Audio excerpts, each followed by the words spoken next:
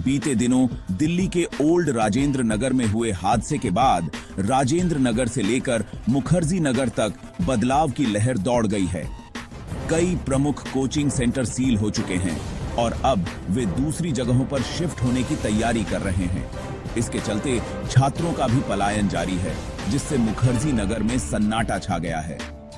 सवाल उठ रहा है कि क्या यूपीएससी का हब कहे जाने वाला मुखर्जी नगर अब इतिहास बन जाएगा? क्या छात्र मुखर्जी नगर से मुंह मोड़ लेंगे? मुखर्जी नगर की वर्तमान स्थिति जानने के लिए इस वीडियो में हमारे साथ बने रहें। दिल्ली के मुखर्जी नगर में लाइब्रेरी की सीढ़ियों पर बैठे कुछ छात्र अपने भविष्य की योजना बना रहे हैं, लेकिन इस बार चर्चा यूपीएससी या आईएएस बनने के बाद की नहीं हो रही, बल्कि नोएडा की हो रही है। उनके सपने अब एक नए पते पर शिफ्ट हो रहे हैं। छात्र अब यूपीएससी की तैयारी के लिए मुखर्जी नगर छोड़कर नोएडा जाने की तैयारी कर रहे हैं। सबसे पहले करीब 15,000 छात्रों वाला प्रमुख कोचिंग सेंटर दृष्टि आईएएस ने यह घोषणा की कि वह स्थायी रूप से नोएडा में शिफ्ट हो जाएगा। इसके बाद अन्य कोचिंग सेंटर भी नए स्थान की तलाश में जुट गए हैं। इससे दिल्ली में यूपीएससी कल्चर का मुख्य केंद्र धीरे धीरे समाप्त हो रहा है। पहले जहां रिक्शा वालों की जानी पहचानी आवाजें बतरा बतरा यूपीएससी सुनाई देती थीं, अब वो खत्म हो रही हैं।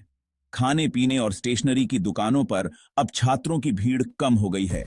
नए छात्रों के एडमिशन की संख्या भी घटती जा रही है और पेइंग गेस्ट पीजी में भी अब जगह खाली बची हुई है।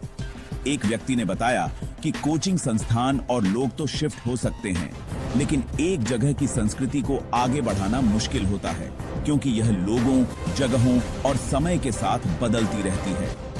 उन्होंने मुखर्जी नगर को एक जीवंत कोचिंग हब के रूप में विकसित होते देखा है, जहां लाखों उम्मीदवारों के सपने, संघर्ष और भावनाएं जुड़ी हुई थीं। लेकिन अब यह सब बदल रहा है। कभी जो बत्रा सिनेमा और उसके आसपास की चाय, पराठे और स्टेशनरी की दुकानें और 24 घंटे खुली रहने वाली कोचिंग संस्थाएं हुआ करती थीं, वह अब बीते जमाने की बात हो गई है। अब मुखर्जी नगर में सिर्फ तनाव की एक लहर है, जो खाली पड़े फुटपाथों और दुकानों में साफ दिखाई देती है। स्टेशनरी, किताबों की दुकानें, जूस बेचने वाले, रिक्शा चालक, चाय वाले, रेस्टोरेंट मालिक और मकान मालिक जैसे छोटे उद्यमियों के कारोबार में भारी गिरावट देखी जा रही है।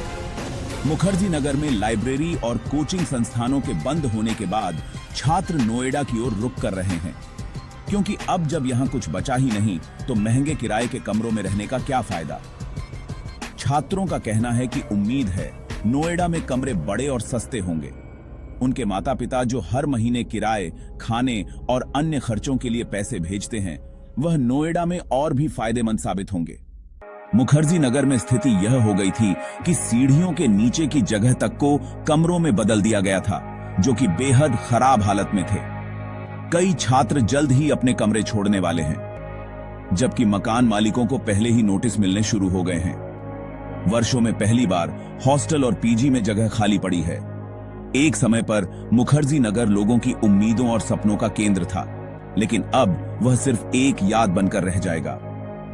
आने वाले समय में जब भी यूपीएससी की तैयारी की बात होगी, मुखर्जी नगर का इतिहास जरूर याद किया जाएगा।